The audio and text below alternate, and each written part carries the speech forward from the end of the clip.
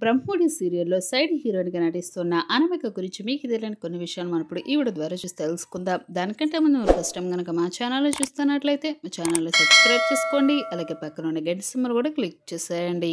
ఇక వీడియోలోకి వెళ్ళినట్లయితే బ్రహ్మోడి సీరియల్‌లో అనామికగా నటిస్తున్న నిఖితా చౌదరి నెగెటివ్ రోల్‌లో ఇరగదీస్తుందనే చెప్పుకోవాలి.